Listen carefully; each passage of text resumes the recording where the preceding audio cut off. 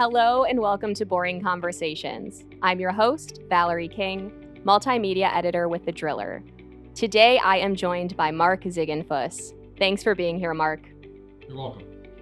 Absolutely. Mark is with Ziegenfuss Drilling Inc. in Ringgoes, New Jersey. The family-owned business goes back into the 30s and includes 4 generations. They specialize in caissons and pilings for bridges, piers, and buildings, and they also do tiebacks, mini piles, shoring, surface casing for oil and gas wells and industrial water wells. Ziegenfuss Drilling serves clients around the globe. So, Mark, I understand you have more than 50 years of drilling industry experience. So can you outline your drilling career, really from what led you down this path in the beginning to where you are today? Well, pretty much it's been in the family for, like you said, 4 generations. My grandfather made a drill rig for me when I was 10. So that's where Wow. it started, and it just kept right on going through different versions of different type drills and everything. It was kind of like shall we say, a 10-year-old version size. It was, reduced size from obviously a regular drill, but it was something that it was pretty neat. It was an old style cable tool drill, and he made it. It was probably 1/8 scale. So I That started is playing with awesome. that. That's really cool. So, to give our listeners a better sense of what you guys do, what sorts of projects do you take on today typically, and what kinds of clients? Well, we pretty much started out, my grandfather started out with actually drilling household water wells for your regular, not commercial stuff, just regular home water wells. And then my father, when he took it over, we got away from the water well a little bit, household water well, and went into drilling holes for hydraulic elevators, and which are for commercial buildings, regular passenger elevator that's in a building, say 5 or 6 stories.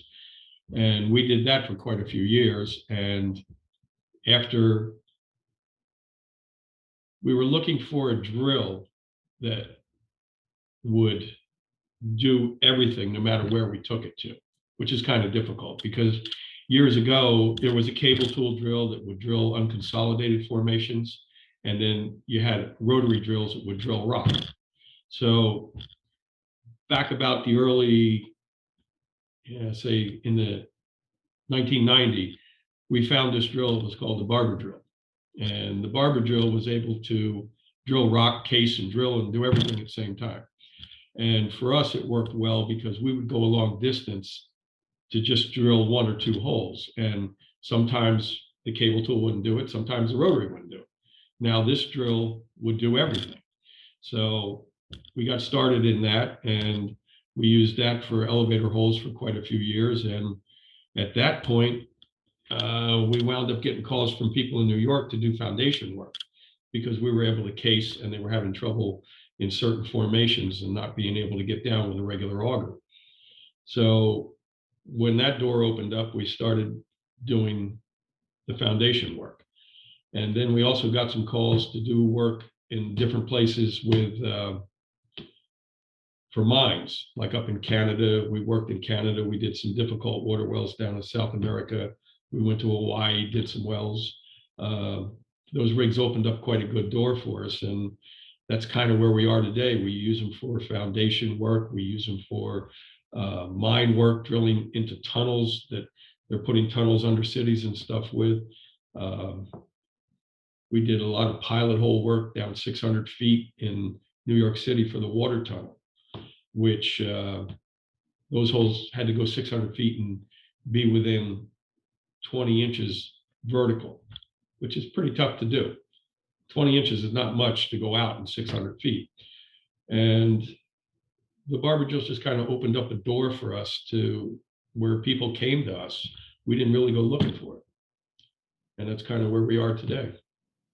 Thank you. It really is intriguing how varied and diversified your experience is. Just considering, normally it's not every day you find a water well contractor who also does foundations. Oh, and by the way, mining, and not just in the US or in a certain region. So thanks for sharing that.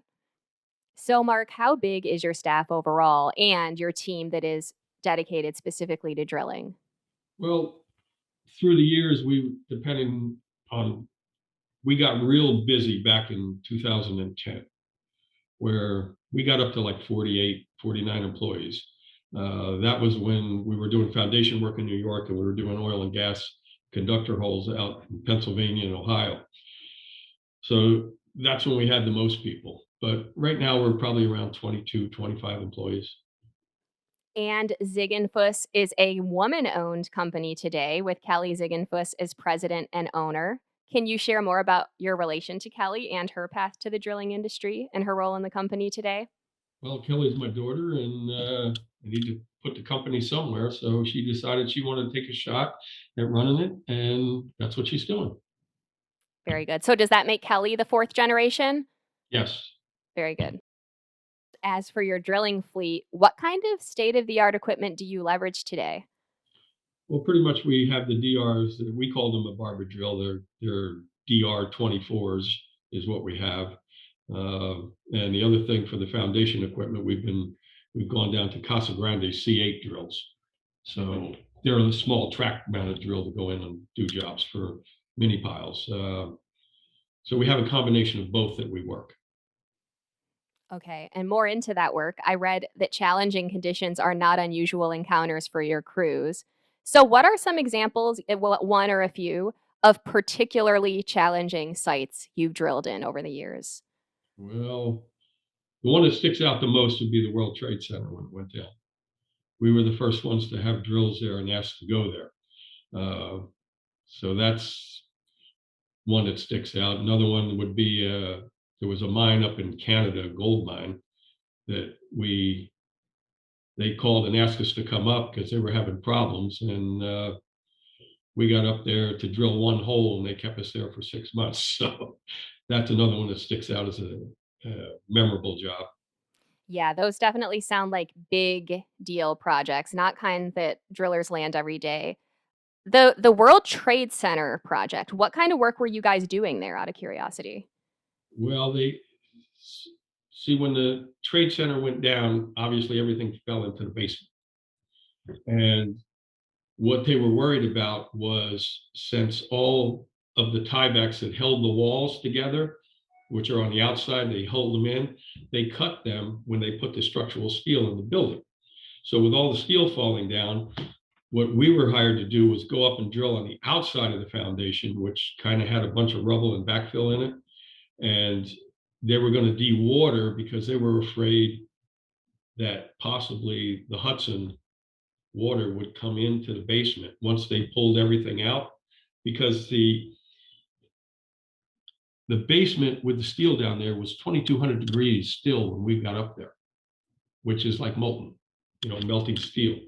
And they were afraid it was going to take away the integrity of the walls.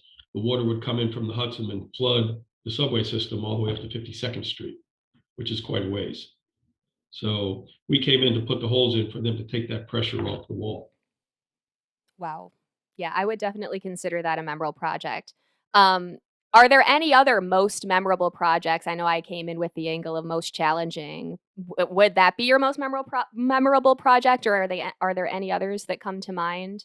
Well, the water tunnel job, we did all the pilot holes for the water tunnel in New York, which I mentioned before.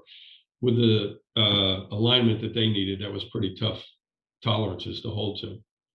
Well, And after doing that, we wound up with a bunch of them. We're out in Indianapolis now doing the same thing, drilling down into the tunnels that they're building underground. We did have a project for Con Edison, which was kind of unique. I got a phone call on Wednesday that said there's a job that's bid tomorrow, and you have to be there Saturday morning of Memorial Day weekend. And I'm there. Okay. We bid the job and we didn't hear anything. And then Friday morning, I got a phone call from Con Ed at 6 o'clock in the morning. And what this was about was Con Ed's generators, two of their generators, I believe, blew up on them. And they were getting brownouts in New York City. So they had to get their portable generators in because they couldn't fix these generators for like 3 or 4 months. And this was right before Memorial Day weekend. And they wanted us there Saturday of Memorial Day weekend. They'd given us like a day. And so I get a phone call at 6 o'clock in the morning. We'd like you to come up and talk about a job. I said, well, all right, but you got to make up your mind what you're going to do, because I went up there on Friday at 2 o'clock. They still haven't decided what they were going to do. So what was happening was they could not get their barges in with their temporary generators because their docks were falling apart. So they had to do drilling to restabilize the docks. So they gave us a job. We were out there Saturday morning. We worked 10 days there, 24 hours a day to get this Wow. done for them. And it was quite a job. We were supposed to be there for 2 or 3 days, but then they had a whole bunch of obstructions and to get through. And so we wound up there more than 3 days. We were there for 10 days for 24 hours a day. And Con Edison, when we left the job, the guy said to me, the vice president of Con Ed said, here's your payment for the job. We thank you because everybody told us this could not be done. And Con Ed does jobs that can't be done. Thank you, he Wow. said. That's awesome. That is a great, great story. So I have to ask, this picture behind you, I see a rig. Is that a job you've done? What's the story? Well, the story on that job back there was that was Northern Boulevard in Long Island City, and there was a subway right below there, and they were going to build another subway right under it. So they needed a way to support Northern Boulevard. They needed a way to support the old subway underneath there, and they needed a way to have shoring on the side to build a new subway below it. And the drilling conditions there were basically terrible. There were boulders there that were like the size of pickup trucks. And they designed that shoring system with the use of our rigs.